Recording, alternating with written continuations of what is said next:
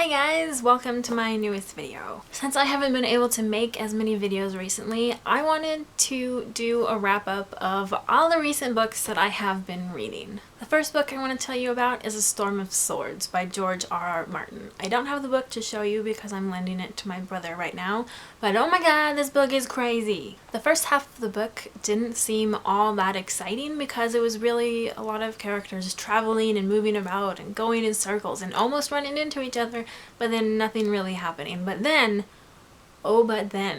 crap hits the fan.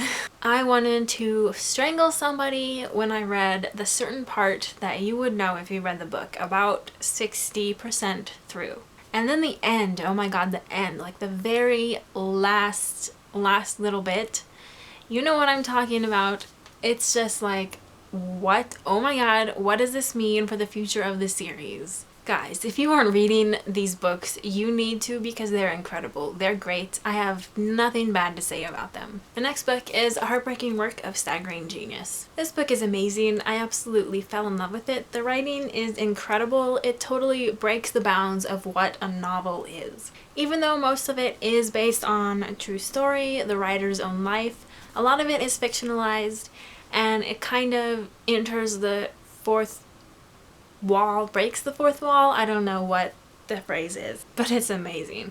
It's also really moving. It's great for people who are maybe struggling with the concept of death or have lost a loved one, and also what it means to just be on this planet and be alive and being owed by the universe for what it has put you through. It was my first book that I've read by Dave Eggers, and I absolutely look forward to reading the rest of his work. The next book is A Water for Elephants, and I was unimpressed. I've heard a lot of really great things about this book, that the writing is just extraordinary, that it's a beautiful story, but it didn't really capture me. The writing I didn't think was amazing. It wasn't bad, but it was just there. I don't know what else to say about it. The story wasn't all that surprising. I kind of knew how it was going to end because of the prologue anyways. I think maybe I would like it better as a movie, so I'll definitely have to watch that at some point. And next, I just want to finish up talking about Fahrenheit 451. I did part 1 of the book review when John and Hank put up their part 1 videos, but then I never did a part 2. And I don't know, I didn't fall in love with this book. I thought it was really interesting, but it's not my favorite kind of thing. It was just a little bit too out there, and although it's definitely something to think about, I didn't see what happens in this book as something that's actually plausible. The next book I read was The Key to the Golden Firebird by Maureen Johnson. Before this, I was really only familiar with her newer works, so it was interesting to read something that was written a bit earlier. I ended up giving this 4 out of 5 stars, and I really liked it. It had really surprising depth and character growth. I didn't know anything about it going in, but I'm really glad I read it. I could see it being a lot deeper and introspective than it was, but it had a nice balance of that and the more teenagey romance fluff. I would recommend it for anyone who enjoys YA, but I wouldn't call it purely romance fluffy stuff. It has a lot more than that. I also read The Westing Game, which is a book that I read when I was a lot younger and didn't really remember much from it.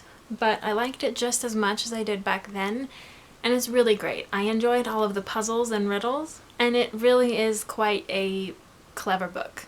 After that, I read Quidditch Through the Ages, which I've had for a while but hadn't read yet. And it's the last official Harry Potter book that I hadn't read, so of course I had to do it. And it was a good chance to get caught up with my reading challenge because, as you can see, it's pretty tiny. I ended up giving it 4 out of 5 stars. I thought it was really interesting, and I really appreciated the behind-the-scenes view of something that is so essential to the Hogwarts stories. Another short run I recently read is Boy Meets Boy by David Levithan. I really loved this book. I loved the writing. It was so great, and even though it's so short, I didn't feel like I was missing anything. The only other David Levithan book I've read is Will Grayson, Will Grayson, which was co-written with John Green, and I really liked it, so I'm definitely gonna check out his other books. And next, The Casual Vacancy. Of course, I read it as soon as I got it, and I really liked it. I know a lot of people have a lot of mixed feelings about it, but I thought it was just great. I wasn't expecting Harry Potter. I wasn't looking for more Harry Potter. I knew it was going to be a different book with a different feel, and I was not let down. When they say this is a book for adults, they definitely mean it. It kind of makes you realize just how much for kids Harry Potter is. And I'm not trying to say that Harry Potter is only a kid's book. I think anyone can enjoy it.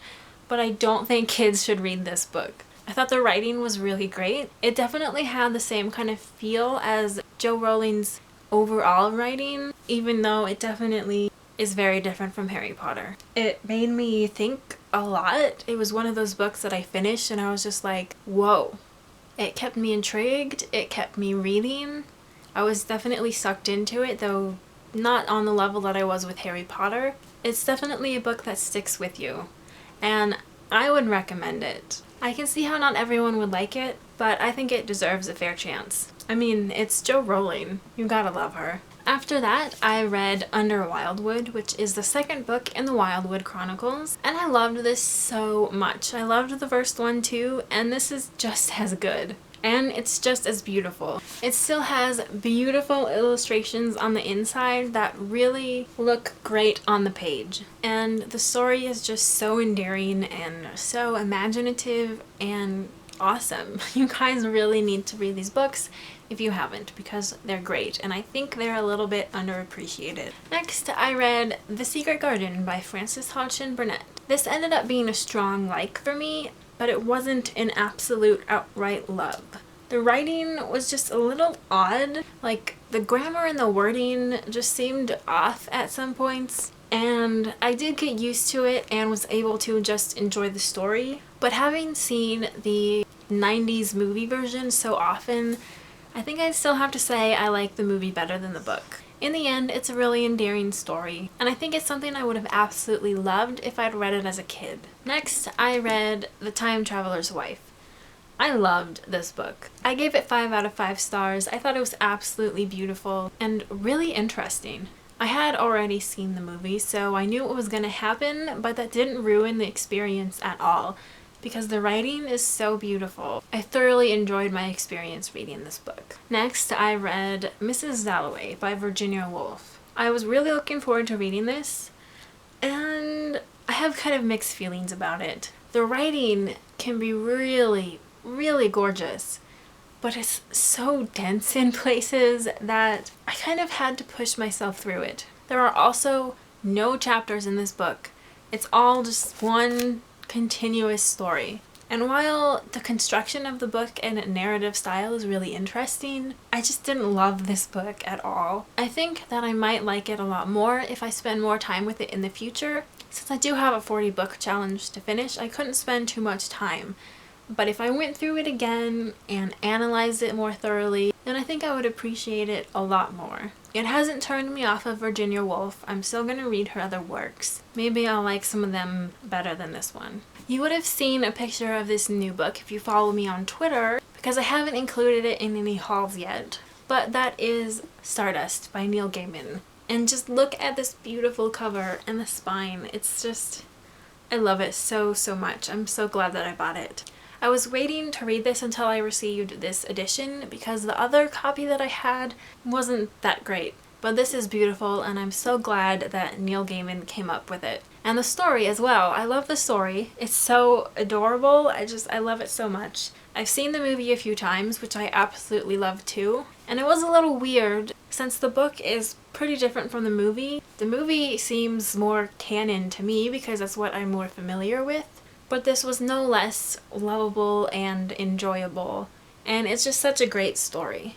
And the writing is amazing. It's brilliant, it's beautiful. I can't say anything bad about this book. Next, I read A Walk to Remember by Nicholas Sparks. This is another one where I've seen the movie many times, and another one where the book is pretty different. The same essential stuff happens, but it happens in a very different way, but I still really loved it. For most of the book, I was only going to give it 4 out of 5 stars, but then the end happened and it made me cry, like in a few different spots, more than one tear, which is a lot compared to what a book usually gets out of me, like The Fault in Our Stars, which just got like 1 tear out of me. But this book, several tears in several spots. So I ended up giving it 5 stars. I know a lot of people have a problem with Nicholas Sparks because a lot of his books are pretty formulaic, and this one is no exception. It's set in one of the Carolinas, and it's about a young couple, and it doesn't end up happy, which is like every single Nicholas Sparks book. But it's still really moving, and I really liked it. But I think I might actually like the movie better. I've also read The Notebook, which I really loved, and The Guardian, which I did not like at all. And my aunt recently lent me Safe Haven, so we'll see how that one goes. And the most recent book I finished is The Mysterious Benedict Society. And this is a lot like the Westing game, but a lot longer and a series. This is the first one, and I really loved it. As with the Westing game, I really enjoyed the puzzles and the riddles, and while I did figure out a lot of the stuff before the kids in the story did, some of the things were completely mind-blowing and just out of the blue, but it was still really enjoyable, and I'm really looking forward to the other books in the series. As with Wildwood, this is illustrated by Carson Ellis, and it has some really great chapter headings in it. And I'm so glad that I bought this book. So those are all of the books that I have recently read and haven't told you about. As I said before, my reading challenge this year is to read 40 books. Last year it was 50 and I ended up reading 51 or 52. Earlier this year I had set it to 30 books because that was how many I would have read if I'd kept at the same pace that I did earlier in the year. But then I got to 30 books and had a lot of time left and decided to bump it up to 40. And I'm currently right on track. I'm at like 96%, and I've been trying to read somewhat smaller, quicker paced books to leave room for A Feast for Crows, the 4th book in the Song of Ice and Fire series, because I really want to read it, but I know it's going to take a while. So that's what I've been up to lately. The job is going really well, and I definitely like it, so I'm really thankful that I have it. I hope the holidays or winter season is going well for you. Thanks for watching, and I'll see you later. Bye. Next, I read A Time Traveler's Wife.